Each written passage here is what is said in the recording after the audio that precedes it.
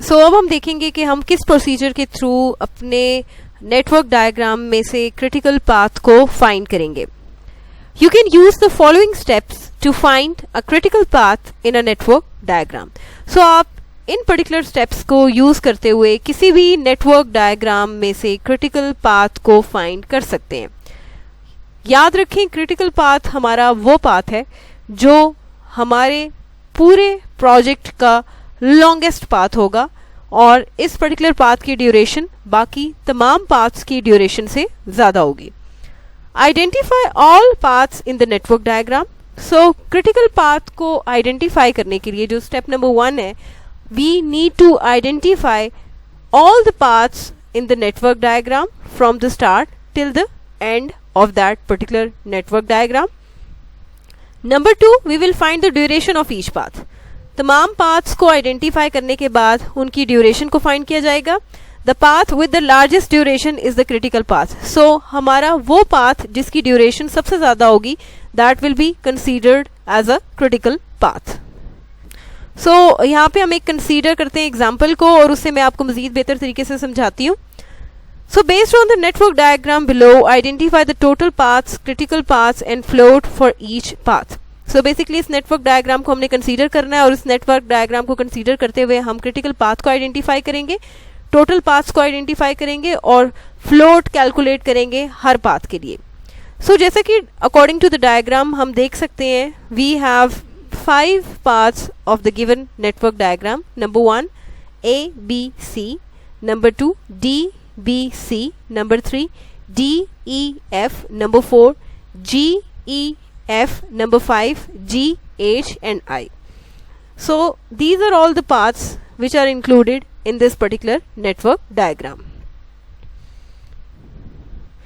So जैसे कि आप देख सकते हैं ये तमाम पाथ्स हमने यहाँ पे आइडेंटिफाई किए जी. A B C is the first path, D E F is the second path, D B C is the third path, G H I is the fourth path and G E F is the fifth path.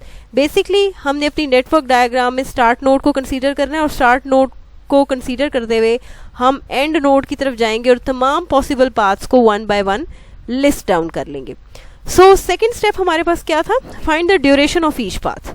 अब हमने हर path की duration को find करना है. सो सबसे पहले हम path 1 को कंसीडर करेंगे. ड्यूरेशन कैसे फाइंड होगी? So basically this one is the duration. Duration को कैलकुलेट करने के लिए उस पाथ में मौजूद तमाम जो हमारे पास नोड्स हैं उन नोड्स की ड्यूरेशन को अगर हम ऐड कर लेंगे तो हमें उस पाथ की टोटल ड्यूरेशन मिलेगी. जैसे let's suppose the duration of path A B C will be 10 + 12 + 9 and that is equals to 31 days. इसी तरह second path which is called D E and F, इसकी ड्यूरेशन क्या है? 5 + 7 + 6 विच इज 18 days. सो अब हम third path को यहाँ पे कंसीडर करेंगे. थर्ड पाथ हमारे पास कौन सा है? That is D B and C. सो इसकी ड्यूरेशन हमें मिलेगी 5 + 12 + 9 and 5 + 10 12 + 9 is equals to 26 days. So the total duration for this path will be 26 days. Respectively हम next जो दो paths हैं GHI उसकी duration को calculate करेंगे, we will get 13 days और GEF path की duration को calculate करेंगे तो we will get 16 days. So duration को calculate करने के बाद जो third step था that is the path with the longest duration or the largest duration is the critical path. अब हमें कैसे पता चलेगा कि critical path कौन सा है? क्रिटिकल पाथ वो पाथ होगा जिसकी ड्यूरेशन बाकी तमाम पाथ्स की ड्यूरेशन से सबसे ज़्यादा होगी. So here we can see in this particular slide that this path which is called A, B and C has the longest duration. So वो पाथ जो हमारे पास जो हम देख सकते हैं A, B और C, इसकी ड्यूरेशन सबसे ज़्यादा है और इसकी ड्यूरेशन क्या है? 31 days. और बेसिकली ये वो पाथ है जिसको हम क्रिटिकल पाथ कंसीडर करेंगे. सो जैसे कि आप देख सकते हैं कि हमारे पास ये जो पाथ है that is with the longest duration of 31 days. So this path will be the critical path of the network diagram. So अब नेक्स्ट स्लाइड में हमने फाइंड करना है फ्लोट और स्लैक को. फ्लोट और स्लैक हमारे पास वो अमाउंट ऑफ टाइम है जिसमें हम किसी भी पर्टिकुलर एक्टिविटी को डिले कर सकते हैं without delaying the actual completion of the project और द सक्सीडिंग एक्टिविटी ड्यूरेशन और completion. Since the duration of the first path is the longest, as we can see in the network diagram, जो हमारा first path है उसकी duration सबसे ज्यादा है, so it is the critical path. The float on the critical path is always zero. हमेशा याद रखें जो क्रिटिकल पाथ होता है ना उसमें फ्लोट या स्लैक हमेशा जीरो होगा. स्लैक और float is the amount of time an activity may be delayed without delaying the project completion date. Slack और फ्लोट हमारे पास वो अमाउंट ऑफ टाइम है जिसको यूज करते हुए हम किसी भी पर्टिकुलर एक्टिविटी को डिले कर सकते हैं प्रोजेक्ट के कंप्लीशन टाइम को डिले किए बगैर. So the float for the second path will B that. Second path हमारे पास क्या है, उसका अब हमने फ्लोट फाइंड करना है, that is D E and F. तो हम क्या करेंगे, अपने पर्टिकुलर जो क्रिटिकल पाथ की ड्यूरेशन को सब्ट्रैक्ट कर लेंगे हम इस पाथ की ड्यूरेशन में से. सो हमारे पास क्रिटिकल पाथ की ड्यूरेशन क्या थी 31, और जो ये पाथ है डी ई एंड एफ, जैसे कि हम देख सकते हैं डी एंड एफ की ड्यूरेशन क्या है 18 डेज. हमने क्या करना है, हमने क्रिटिकल पाथ की ड्यूरेशन को सब्ट्रैक्ट करना है उस एक्चुअल पाथ की ड्यूरेशन से. So we will get the time which is called the slack और फ्लोट. सो सेकेंड पाथ का जो स्लैक और फ्लोट है that is 13. Hence the float for the second path is 13 days. So हम देख सकते हैं कि हमने इस पर्टिकुलर पाथ की ड्यूरेशन को क्रिटिकल पाथ की ड्यूरेशन से सब्ट्रैक्ट किया और हमें इस पर्टिकुलर पाथ का जो फ्लोट या स्लैक है वो in form of days get हो जाएगा. So using the same process we can calculate the float for the other paths as well. इसी मेथड को यूज करते हुए हम बाकी पाथ्स का स्लैक और फ्लोट भी फाइंड कर सकते हैं.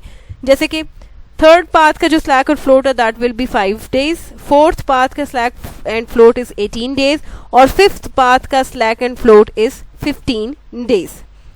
सो by subtracting the duration of the path from the critical path duration we can get the slack or float for that particular path.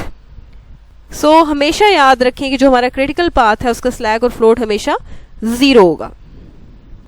So अब हम देखेंगे कि किसी भी पर्टिकुलर एक्टिविटी का अर्ली स्टार्ट या पाथ का किसी भी नोड का अर्ली स्टार्ट और अर्ली फिनिश हम किस तरह से फाइंड करते हैं, ये कैलकुलेट करते हैं. To calculate the early start and early finish dates, we use the forward pass. So basically, किसी भी path की activities का early start और early finish dates जो हैं उनको find करने के लिए हम forward pass को use करते हैं. We will start from the beginning and proceed to the end. Forward pass में हम क्या करते हैं, early start, early finish किस तरह से किस direction में find करेंगे, from start to the end. Beginning to the end means from left to right. Forward pass में हमने move करना है left से right की तरफ by finding the early start and early finish dates. जैसे कि हम इस डायग्राम में देख सकते हैं कि फॉरवर्ड पास हमारे पास अर्ली स्टार्ट और अर्ली फिनिश होता है किसी भी पाथ का. तो अर्ली स्टार्ट और अर्ली फिनिश को फाइंड करने के लिए हम लेफ्ट टू राइट मूव करेंगे, जबकि लेट स्टार्ट और लेट फिनिश को हम बैकवर्ड पास भी कहते हैं. और बैकवर्ड पास को फाइंड करने के लिए हम ऑपोजिट डायरेक्शन में जाएंगे, हम राइट टू लेफ्ट मूव करेंगे in order to find the backward pass. और राइट टू लेफ्ट मूव करने के लिए सबसे पहले हम लेट फिनिश को फाइंड करेंगे और फिर हम लेट स्टार्ट को फाइंड करेंगे respectively. So forward pass is basically early start and early finish. So forward pass को calculate करने के लिए हम left to right move करेंगे and backward pass is basically late start and late finish. और late start और late finish को find करने के लिए calculate करने के लिए हम right to left move करेंगे. The early start for the first activity on any path will be 1 because you cannot start an activity before the first day of your project. किसी भी पाथ की अगर first activity का आप early start find करने जा रहे हो तो वो हमेशा 1 होगा, क्योंकि आप किसी भी एक्टिविटी को एक दिन से पहले कंप्लीट नहीं कर सकते. The starting point for any activity is the end point of the predecessor activity on the same path. So किसी भी पर्टिकुलर पाथ का जो स्टार्टिंग पॉइंट है वो प्रीवियस एक्टिविटी का एंड पॉइंट होगा उस पर्टिकुलर सेम पाथ पे जिस पाथ को हमने कंसीडर करना है. सो जैसे कि हम देख सकते हैं कि इस डायग्राम में हमारे पास बी का जो स्टार्टिंग पॉइंट है वो बेसिकली हमारे ए का एंड पॉइंट है. सो हम देखेंगे कि what is the formula that we can use to calculate early start and early finish dates. हमने इस फॉर्मूला को याद रखना है, हमेशा याद रखें। अर्ली स्टार्ट, अर्ली फिनिश और late start, late finish dates को कैलकुलेट करने के लिए हमें फॉर्मूला को मस्ट याद करना है। सबसे पहले जी, early start of the activity is equals to early finish of the predecessor activity plus 1। किसी भी एक्टिविटी का अर्ली स्टार्ट फाइंड करने के लिए हमने predecessor activity means previous activity का अर्ली फिनिश लेना है, उसमें 1 की वैल्यू को ऐड करेंगे तो so we will get the early start of the next activity. इसी तरह अर्ली फिनिश के लिए हम क्या करेंगे, उस पर्टिकुलर एक्टिविटी का duration plus early start of the activity, उस पर्टिकुलर एक्टिविटी का अर्ली स्टार्ट, उसमें से 1 को सब्ट्रैक्ट कर लेंगे तो we will get the early finish of that particular activity.